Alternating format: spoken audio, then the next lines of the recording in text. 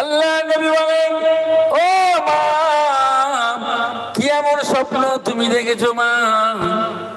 বলে, হুজুর আমি খাওয়া দাওয়া করে ঘুমিয়ে পড়লাম, আমার বুকের উপরে একটা আসমান থেকে একটা মৌমাছি এসে আমার বুকের উপরে ধরপড় ধরপড় করতে করতে লাফালাফি করতে করতে ওই মৌমাছিটা মারা গেছে। হুজুর আমার ঘুম ভেঙে গেল, সেখান থেকে আমি বড় চিন্তিত হয়ে গেলাম, পেরেশান হয়ে গেলাম। হুজুর একটু বলুন না, স্বপ্নের তাবিরটা একটু আমাকে শোনাইয়া দেন। আল্লাহ নবী বলেন, ও মা, তোমার স্বামী এখন বর্তমান কোথায় আছে?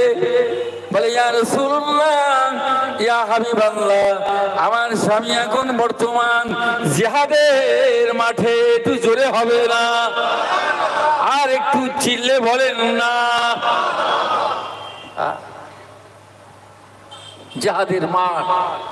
আল্লাহ রাসূল বললেন, মা, তোমার স্বামী জিহাদের মাঠে শহীদ হয়ে মারা যাবে, শহীদ হয়ে মারা যাবে। এর স্বপ্নের ব্যাখ্যা, শহীদ হয়ে মারা যাবে। ওই মহিলা এই কথা শোনার পরে আর থাকতে পারলেন না, বড় দুঃখ বড় ব্যথা নিয়ে ভারাক্রান্ত মন নিয়ে আবার ঘরের দিকে রওনা হয়ে যায়। সন্তান রয়েছে, সন্তানকে কোলে করে নিয়ে তাদেরকে সান্ত্বনা দিতে থাকে। হায় আল্লাহ নবী বলেছে, আমার স্বামী শহীদ হয়ে মারা যাবে, আজ আমার সন্তান এতিম, আজ আমার সন্তান কাকে আব্বা বলে নাই, আমি তো বিধবা, স্বামী জীবনের মতো চলে যাবে। আল্লাহ নবী বলেছে, আর কোন মিস নাই। এই কথা বলার পরে মন খুব চিন্তিত মন নিয়ে পরদিন সকালে রাস্তা দিয়ে চলতে লাগলাম। চলতে চলতে চলতে চলতে হযরতে আবু বকর সিদ্দিক রাদিয়াল্লাহু তাআলা আনহুর সঙ্গে দেখা হয়ে গেল। ও খলিফা, হুজুর গো একটু দাঁড়িয়ে যান না, হুজুর একটু দাঁড়িয়ে যান। কি মা বাবার খবর কি মা বলো? ও বাবা গান, ও খলিফাতুল মুসলিমিন, আমি রাতে একটা স্বপ্ন দেখেছি, যে স্বপ্নটা মৌমাছি আমার বুকের উপরে লাফালাফি করতে করতে মারা গিয়েছে। আমি বড় চিন্তিত হয়ে গেলাম, স্বপ্নের ব্যাখ্যাটা একটু আমাকে শোনান। কিন্তু এর আগে আল্লাহ নবীর কাছে জানিয়েছিলেন, এ খবর আবু বকরকে জানানো হয় নাই। আবু বকর ওই সময় বলেন, ও মা, কি স্বপ্ন দেখেছ? মৌমাছিটা আমার বুকের উপরে লাফালাফি করে মারা গিয়েছে। আবু বকর সিদ্দিক তখন বলেছিল, মা, তবে শুনে নাও, তোমার স্বপ্নের ব্যাখ্যা হলো, তোমার স্বপ্নের তাবির হলো, তোমার স্বামী জিহাদের মাঠ থেকে গাজী হয়ে ঘরে ফিরে আসবে। আল্লাহু আকবার, জোরে বলেন আল্লাহু আকবার। আল্লাহর ওলিদের কি মর্যাদা দিয়েছেন, কি সম্মান দিয়েছেন, কত বড় তাকে ইজ্জত আল্লাহ আসীন দিয়েছেন। এই জন্য করে বলি, উদ্দেশ্যটা ওয়াজ নয়, ওলি আল্লাহদের, মুমিনদের, ঈমানদারদের ইজ্জত আল্লাহ বাড়িয়ে দিয়েছে। ওই মহিলাটা বড় আশ্চর্য হয়ে গেল। নবী বলেছে আমার স্বামী শহীদ হয়ে মারা যাবে। আবু বকর বলে, না, জিন্দা হয়ে গাজী হয়ে ফিরে আসবে জিহাদের মাঠ থেকে। বড় আনন্দ আনন্দ সন্তানের কোলে করে নিয়ে চুয়া দেয়। ও বাবা, তোর আব্বা ঘরে আর চিন্তা করিস না রে বাবা। সত্যি সত্যি দেখা যায় গভীর রাত 12টায় চলে আসলো। ঘরে এসে দরজা এমন কড়া মারতে লাগলেন, টকা মারতে লাগলেন, ও বিবি দরজা খোলো, দরজা খোলো, আমি ফিরে এসেছি। বিবি দরজা খুলে দিলেন, দিয়ে তার কপালে চুম্বন দিলেন, জড়িয়ে ধরে চুম্বন দিলেন, পায়ে কদমে চুম্বন দিয়ে দিল। আজকে স্বামী ঘরে ফিরে এসেছে জিহাদের মাঠ থেকে। বিবি কত আনন্দ! কেন? হুন্না লিবাসুল লাকুম ওয়া আনতুম লিবাসুল লাহুন্না। স্ত্রী স্বামীর পোশাক আর স্বামী হলো স্ত্রীর পোশাক, এক অপরের অর্ধাঙ্গিনী। একটু জোরে হবে না সুবহান। মহব্বত তো থাকবেই। যে ঘরে স্বামী স্ত্রীর মহব্বত সেখানে জান্নাত, যেখানে স্বামী স্ত্রীর মহব্বত নাই সেটা হলো জাহান্নাম।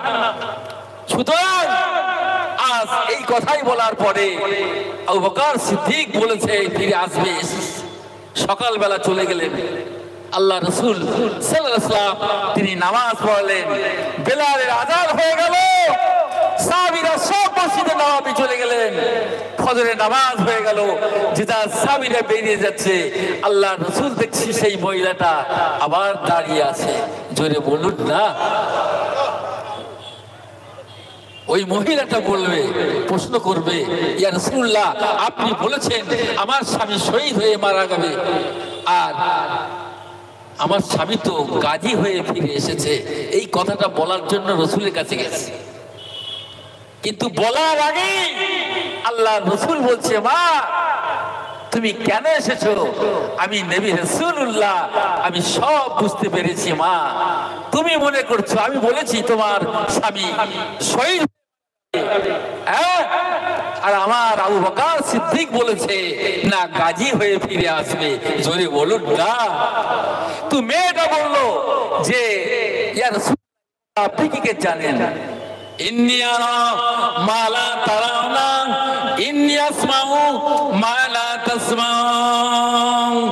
আল্লাহ নবী বলেন সাহাবীরানি, আমি নবী যেটা দেখি তোমরা সেটা দেখো না, আমি নবী যেটা শুনি তোমরা সেটা শোনো না।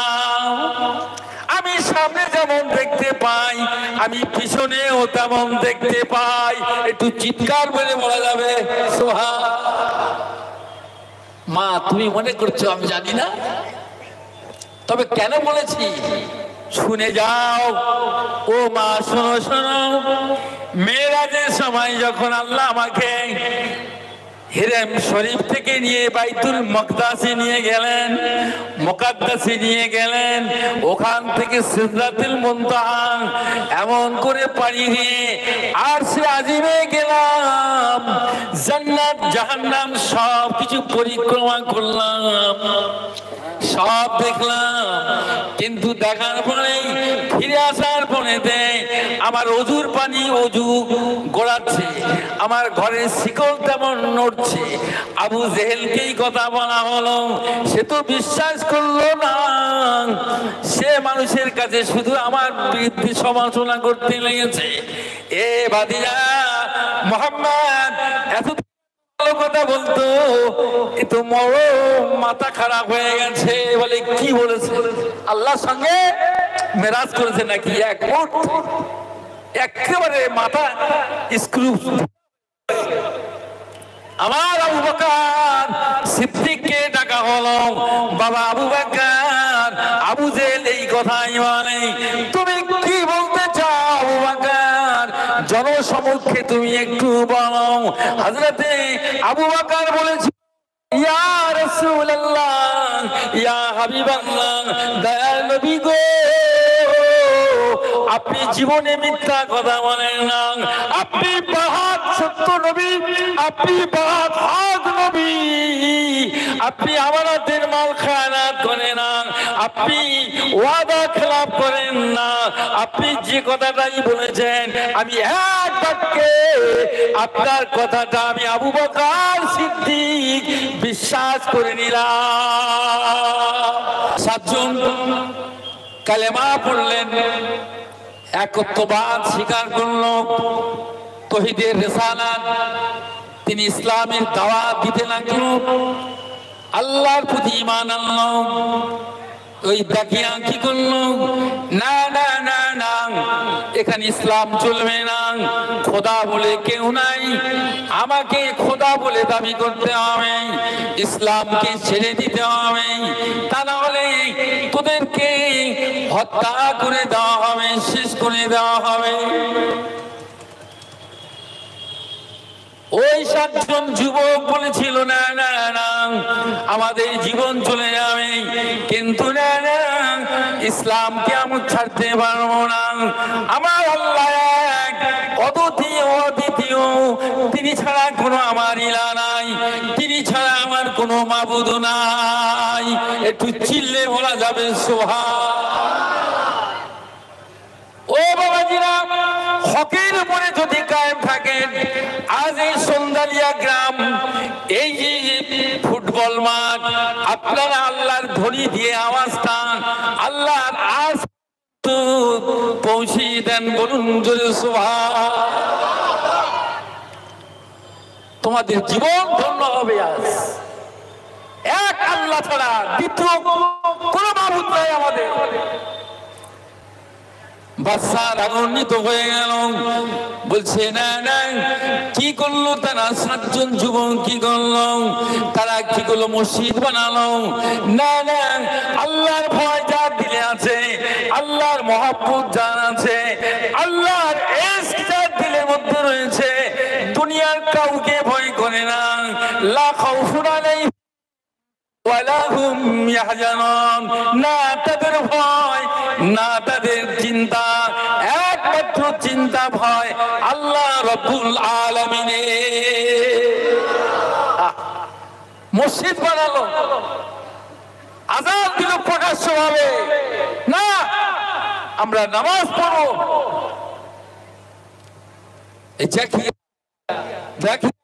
ইউনুস ইউনুস সে এত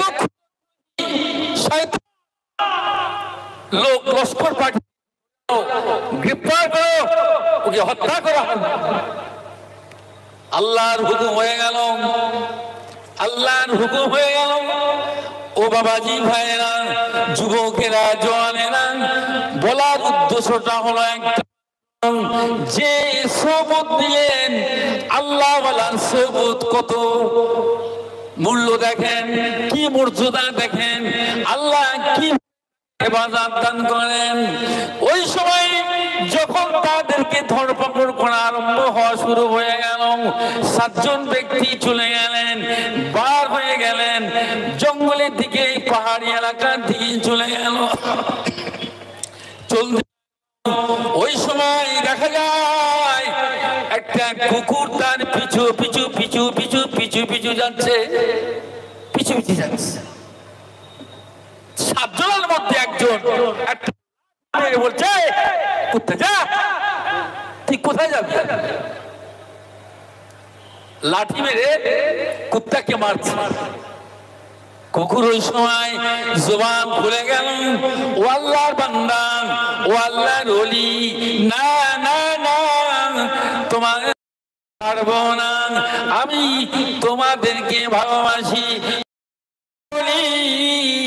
তোমাকে ভালোবাসি, মহব্বত করি, তোমার সহমতে থাকতে চাই, আমাকে যত মারো যত পিঠ, আমি তোমাদের পিছু ছাড়ব না। কি মহব্বত, কি মহব্বত করে ফেলেছে তারে। কিতাবের মধ্যে পাওয়া যায় যে আপনার কিনা 309 বছর, 1 বছর নয়, 2 বছর নয়, মানে আপনার কিনা 100 বছর নয়, 309 বছর ওই গুহার মধ্যে ছিল 7 জন যুবক, গুহার মধ্যে ছিল। আর ওই কুত্তাটা সেই গুহারের মুখে এমন করে বসে পাহারা দিতে লাগলো। কুত্তা সেই কুকুর পাহারা দিচ্ছে, 7 জনকে আল্লাহর ওলি দেখে পাহারা দিচ্ছে, পাহারা দিচ্ছে। পানি নাই, 300 বছর যখন অতিক্রান্ত হল, 309 বছর যখন হয়ে গেল, পানি নাই, খাদ্য নাই, কিছুই নাই।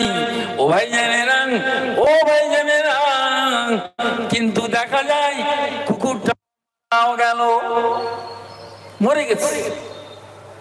আল্লাহর ওলি ওই 7 জন যুবকের জন্য ওই গুহার মধ্যে 309 বছর ছিল বটে, কিন্তু আমার আল্লাহ তাআলা কি করলেন, সূর্যকে বলে দিল, এ সূর্য পূব থেকে উঠবে আর পশ্চিম দিকে অস্তমিত হবে।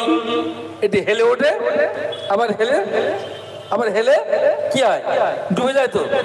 কিন্তু আল্লাহ বলছে, সূর্য তুই হেলবি না, দুলবি না, ডাইরেক্ট উঠবি আর ডাইরেক্ট নেমে যাবি। জোরে বলুন। আল্লাহ ওলিদের দেখেন কেন, সূর্যের আলো তোর রশ্মি যদি আমার বন্ধুর গায়ে পড়ে তাহলে তার ঘাম আসবে, পাসিনা হবে, দুর্গন্ধ হতে পারে, তার গায়ে পোকা হতে পারে। আল্লাহ পাক ইশারা করলো, আল্লাহর ওলির দ্বারা যদি আল্লাহর হুকুমটাও যদি পরিবর্তন করে দিতে পারে, আল্লাহর ওলিরা আমাদেরকেও জীবনের যাত্রাকে পরিবর্তন করে দিতে পারে না? পারে, কিন্তু বিশ্বাস একই রাখতে হবে, ভক্তি, ভালোবাসা। আল্লাহ নবী, দয়া নবী, রহমত আলামিন, হুজুর আমার এক সময় মসজিদে নববী শরীফে তিনি ওয়াজ করছিলেন, নসিহত দিতেছিলেন। নসিহত দিতে দিতে আর তিনি বলতে লাগলেন, এই সাহাবীরা রে, কিছু বেদুইন ডিস্টার্ব করতে লাগলো, চেঁচামেচি করতে লাগলো। আল্লাহ নবী বললেন, এ ইজলিস, ইজলিস, ইশারা করে বললো, ইজলিস, বসো। ইন দি মিনটাইম হযরত সিদ্দিক হুজুর আমার কি করলেন, তিনি মসজিদে নববী শরীফের মধ্যে প্রবেশ করিয়েছে। সবে মাত্র ডান পাটা মসজিদে প্রবেশ করেছে, আর আল্লাহ নবী বলছে, বেদুইনরা তো ডিস্টার্ব করছে, এই ইজলিস, বস বস। আর হুজুর আমার ডান পা দিয়ে, আর হুজুর ওই মসজিদে নববীতে চৌকাঠে বসে পড়ে গেলেন। জোরে বলুন না, কি আদব, কি তাজিম। আল্লাহ রাসূল তখন বললেন, মুস্কি হাসি বলছে, বাবা আবু বকর, তোমার তো ওখানে বসার জায়গা নয় বাপ, তুমি এসো, তুমি আমার কাছে এসে বসে যাও। আল্লাহ নবী এই কথা বলার পরে তখন আবু বকর সিদ্দিক বলেন, ইয়া রাসূলুল্লাহ, হাবিবাল্লাহ, আমি তো ওটা জানি না, আপনার পাক জবানের কথা। হুজুর আপনি বলেছেন বসতে, তাই আমি আবু বকর বসে পড়েছি। আপনার হুকুম মানা আমি আবু বকরের উপরে ওয়াজিব হয়ে গেছে, ওয়াজিব হয়ে গেছে। কোথায় বসি, কেমনে ভাবে বসি, ওসব আমার দেখার দরকার নাই, আপনি বলেছেন তাই আমি বসি। এত সহজ নয়। তাজিম, আদব, যত ইবাদত করি, আদব যদি না থাকে, তাজিম যদি না থাকে, ভক্তি ভালোবাসা যদি না থাকে, কিচ্ছু হবে না। আপনি একটা সন্দেহ করে খান, আপনার পেটের ডিস্টার্ব হবে, গন্ডগোল হবে, পেটে দেখুন যত পাপীরা ভোগ খান, ভালো ভালো জিনিস খান, সৌন্দর্য খান, শরীর খারাপ করে ঠিক তদ্রুপই ইবাদত যতই করি মহব্বত যদি দিলে না থাকে কিচ্ছু হবে না বাবা। তো আল্লাহ নবী ডাকলেন বাবা, পাশে বসলেন, সাহাবীদেরকে বললেন, এ সাহাবীরা শোনো, খায়রুন নাস বা'দাল আম্বিয়া আবু বকর, নবীদের পরে যদি কোনো এই দুনিয়ায় কোনো ইনসান থাকে, দুনিয়ার মধ্যে কোনো মানব থাকে, মানুষ থাকে, সর্বশ্রেষ্ঠ মানুষ আমার আবু বকর সিদ্দিক। জোরে হবে না? সিদ্দিক এত বড় লোক, এই চাটিখানি কথা নয়, সত্যবাদী তিনি ছিলেন। আমার বাবাজি ভাইয়েরা, এই জন্য করে বলতে চাই, এই জন্য করে বলতে চাই, আল্লাহ ওয়ালা আল্লাহর আশিক বান্দার মজলিসে গিয়ে বসবে, আল্লাহ ওয়ালা মজলিসে যারা বসে যায়, আল্লাহ তাআলার মজলিসে যারা বসে যায়, ওই মজলিসে যারা বসে যায় তারা আল্লাহর নূরে নূর হয়ে যায়। ধান যেমন বিক্রি হয়, চিটা ধান ধানের সঙ্গে থাকে কি থাকে না, ও ধান যেমন বাজারে বিক্রি হয়ে যায়, নেককার মানুষের সঙ্গে যদি বদকার থাকে, ওই বদকার নেককারের সঙ্গে আল্লাহর প্রেমের বাজারে বিক্রি হয়ে যায়। আজকে আমরা সব গুনাহগার, কম বেশি আমরা তো সবাই গুনাহগার, কিন্তু আল্লাহর ওলির মজলিসে এসেছি যাতে আল্লাহ পাক যেন আমাদের গুনাহটা মিটিয়ে দেন। জোরে বলেন, আল্লাহকে পাইয়ে দেন। জোরে বলেন না সুবহানাল্লাহ। এই উদ্দেশ্যটা তো একটা, আমার বাবাজি ভাইয়েরা, যুবকেরা, জওয়ানেরা, তরুণেরা, যে কথা আমি আপনাদেরকে বলতে, আল্লাহ নবী, বিশ্ব নবী আমার মসজিদে নববী শরীফে তিনি নামাজ পড়াচ্ছেন, নামাজ পড়াচ্ছেন, নামাজ শেষ হয়ে গেল, হাজার হাজার সাহাবীরা নামাজ অংশগ্রহণ করলেন, যে যার নামাজ পড়ে চলে যাচ্ছে। আর দেখতে পাচ্ছে একটা মহিলা পর্দার মসজিদে নববী শরীফের সামনে দাঁড়িয়ে রয়েছে। আল্লাহ রাসূল বুঝতে পেরে বলল, বাবা এই খবর লাভলো, কি ব্যাপার, একটা মহিলা কেন দাঁড়িয়ে জিজ্ঞাসা করা হলো। ওই মহিলাটা ওই সময় বলতে লেগেল, ইয়া রাসূলুল্লাহ, ইয়া হাবিবাল্লাহ, হুজুর গো, আজ আমার রাতে একটা স্বপ্ন হয়েছে, আমি একটা খোয়াব দেখেছি, হুজুর এই স্বপ্ন খোয়াবটা একটু তাবির বলে দেন, এর ব্যাখ্যাটা। এমন একটা স্বপ্ন ইয়া রাসূলুল্লাহ আমি সহ্য করতে পারি না, বরদাস্ত করতে পারি না। আল্লাহ নবী বলেন, ও মা, কি এমন স্বপ্ন তুমি দেখেছো মা? বলে, হুজুর আমি খাওয়া দাওয়া করে ঘুমিয়ে পড়লাম, আমার বুকের উপরে একটা আসমান থেকে একটা মৌমাছি এসে আমার বুকের উপরে ধরপড় করতে করতে লাফালাফি করতে করতে ওই মৌমাছিটা মারা গেছে। হুজুর আমার ঘুম ভেঙে গেল, সেখান থেকে আমি বড় চিন্তিত হয়ে গেলাম, পেরেশান হয়ে গেলাম। হুজুর একটু বলুন না, স্বপ্নের তাবিরটা একটু আমাকে শোনাইয়া দেন। আল্লাহ নবী বলেন, ও মা, তোমার স্বামী এখন বর্তমান কোথায় আছে? বলে, ইয়া রাসূলুল্লাহ, ইয়া হাবিবাল্লাহ, আমার স্বামী এখন বর্তমান জিহাদের মাঠে। একটু জোরে হবে না, আর একটু চিল্লে বলেন না। জিহাদের মাঠ। আল্লাহ রসুল বললেন, মা তোমার স্বামী জিহাদের মাঠে শহীদ হয়ে মারা যাবে, শহীদ হয়ে মারা যাবে। এই স্বপ্নের ব্যাখ্যা, শহীদ হয়ে মারা যাবে। ওই মহিলা এই কথা শোনার পরে আর থাকতে পারলেন না। বড় দুঃখ, বড় ব্যথা নিয়ে, ভারাক্রান্ত মন নিয়ে আবার ঘরের দিকে রওনা হয়ে যায়।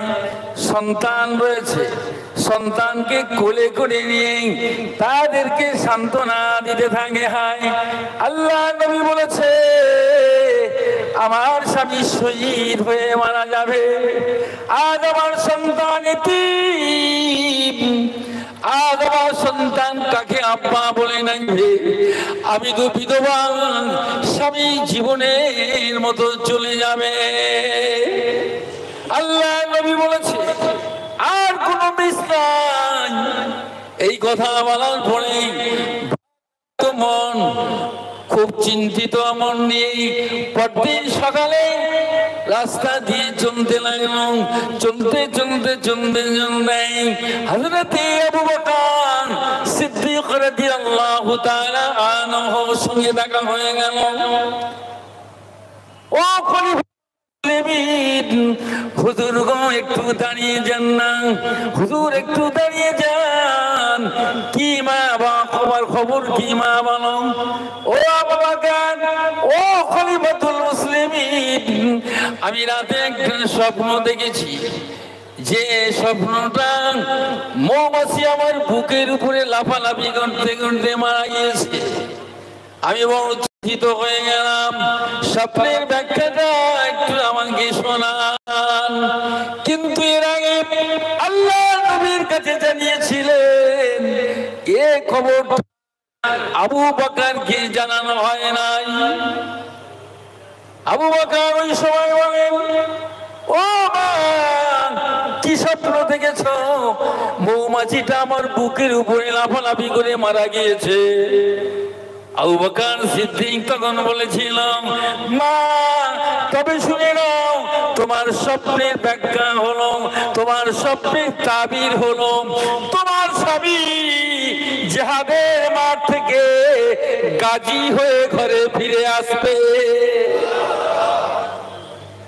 আল্লাহু আকবার, জোরে বলেন আল্লাহু আকবার। আল্লাহর ওলিদের কি মর্যাদা দিয়েছেন, কি সম্মান দিয়েছেন, কত বড় তাকে ইজ্জত আল্লাহ আসীন দিয়েছেন। এই জন্য করে বলি, উদ্দেশ্যটা ওয়াজ নয়, ওলি আল্লাহদের, মুমিনদের, ঈমানদারদের ইজ্জত আল্লাহ বাড়িয়ে দিয়েছে। ওই মহিলাটা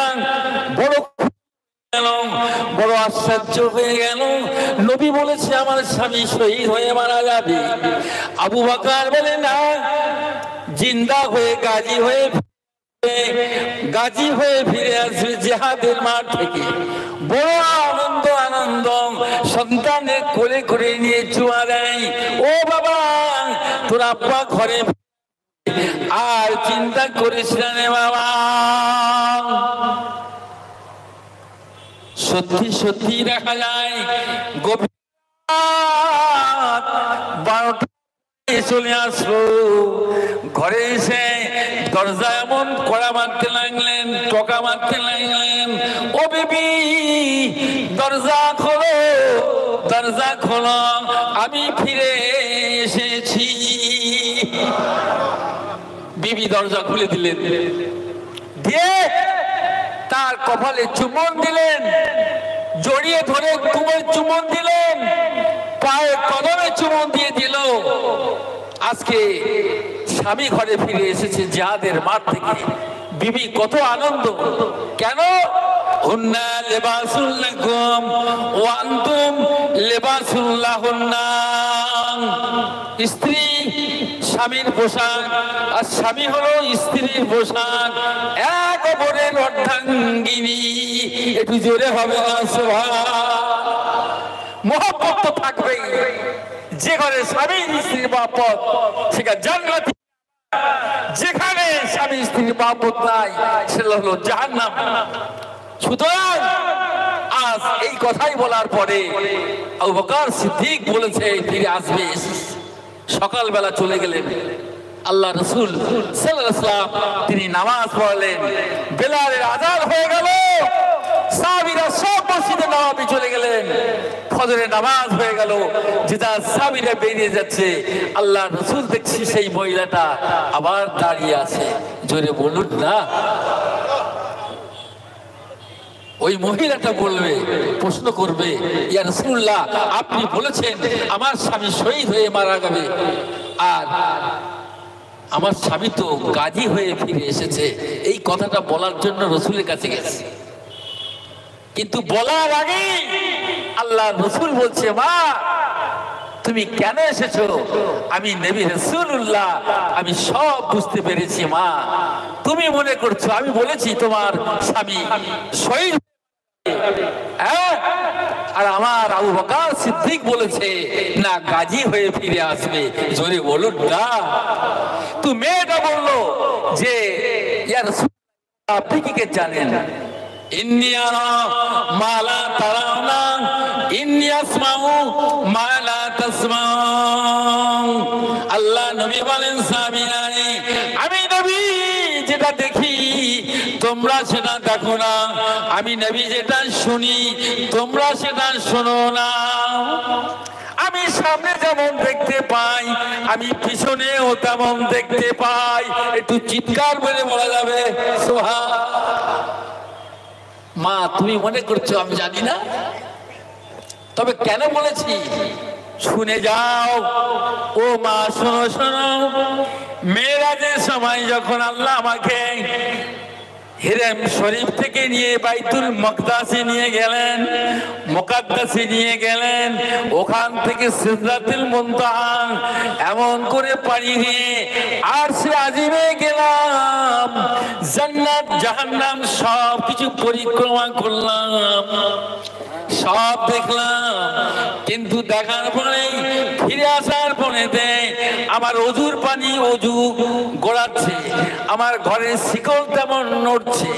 আবু জেহেলকেই কথা বলা হলো, সে তো বিশ্বাস করলো না। সে মানুষের কাছে শুধু আমার বিরুদ্ধে সমালোচনা করতে লেগেছে। এ ভাতিজা মুহাম্মদ এত কথা বলতো, এ তো মাথা খারাপ হয়ে গেছে। বলে কি বলেছে? আল্লাহর সঙ্গে মেরাজ করেছে নাকি? একেবারে মাথা স্ক্রু। আমার আবু বকর সিদ্দিককে ডাকা হলো, বাবা আবু বকর, আবু জেহেল এই কথাই বলে, তুমি কি বলতে চাও আবু বকর? জনসমক্ষে তুমি একটু বলো। হযরতে আবু বকর বলেছে, ইয়া রাসূলুল্লাহ, ইয়া হাবিবাল্লাহ, দয়াল নবী গো, আপনি জীবনে মিথ্যা কথা বলেন না।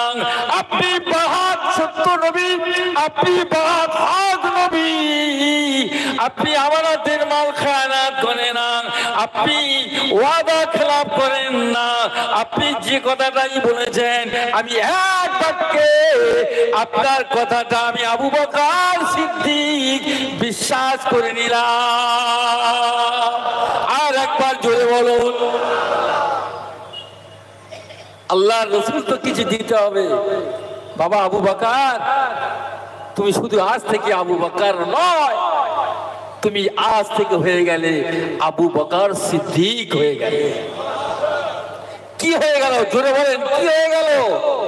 জোরে বলেন কি হয়ে গেল? সিদ্দিক হয়ে গেলে, সত্যবাদী। ওমা মহিলা, তোমার স্বামী জিহাদের মাঠে, আমি নবী রাসূলুল্লাহ বলেছি তোমার স্বামী শহীদ হয়ে গেছে, মারা গিয়েছে বাবা। কিন্তু না না, আমার আবু বকর যে বলেছে গাজী হয়ে ফিরে, কেননা তার আমি নবী রাসূলুল্লাহ লকাব দিয়েছি সিদ্দিক সত্যবাদী। তোমার স্বামী যদি ফিরে না আসে, তাহলে আমার আবু বকর মিথ্যাবাদী প্রমাণিত হয়ে যাবে। এই কারণে আমার আল্লাহ তাআলা তোমার স্বামীকে জিন্দা করে আজ তোমার ঘরে ফিরিয়ে দিয়েছে। আর একবার জোরে হবে না? দেখুন, আল্লাহ ওয়ালা যারা, আল্লাহর আশিক যারা, আল্লাহ ভালোবাসে, আল্লাহ মহব্বত করে, আল্লাহ তাদেরকে প্যার করে, মহব্বত করে, সব সময়ের জন্য করে। ওলি আল্লাহদের এমন পাওয়ার আছে, এমন শক্তি আছে যেটা আমার আপনারও নেই। সেই ওলি আল্লাহকে দাওয়াত মজবুত করে ধরো। ওয়াতাসিমু বিহাবলিল্লাহি জামিআন ওয়ালা তাফাররাকু। ইসলামের রুসুকে তুমি মজবুত করে ধরে রাখো। খবরদার খবরদার ছেড়ে দিও না, ছেড়ে দিও না। মজবুত করে আমাদের ধরে রাখতে হবে রে বাবা, তা না হলে কিছুই পাবো না। এই যে মজলিস আজকে আমরা বসেছি, কেন? কি জন্য? ইসলামকে মজবুত করার জন্য, আল্লাহকে পাওয়ার জন্য, দ্বীনকে কায়েম করার জন্য। কিভাবে আমরা জান্নাত পাবো, কিভাবে জাহান্নাম থেকে মুক্তি পাবো, সুদ মুক্ত জীবন করতে পারবো, এই উদ্দেশ্য, এই চিন্তা, এই চেতনা, এই প্রয়াস আমার মুর্শিদ সুফি মুফতি আজম গাজী রাহমাতুল্লাহ আলাইহির জোরে বলুন না সুবহানাল্লাহ। 14টি জাত করে তিনি এই সাধনা করে 4টি আমল করেছিলেন।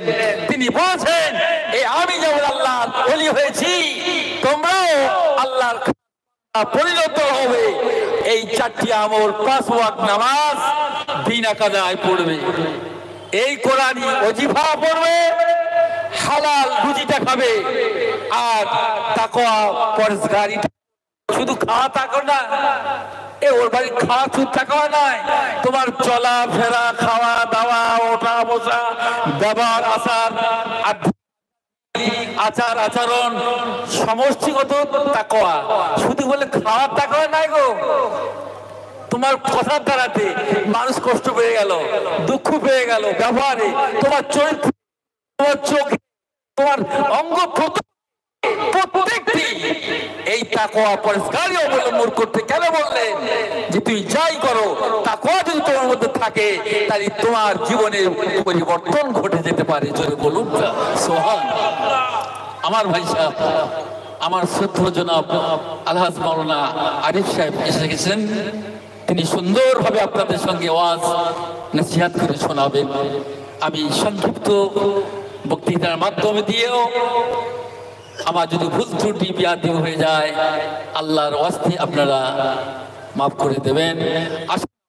সবাই একই স্বরে আওয়াজ তুলে মহব্বতের সঙ্গে দরুদ শরীফ পড়ি। আল্লাহুম্মা সাল্লি ওয়া সাল্লিম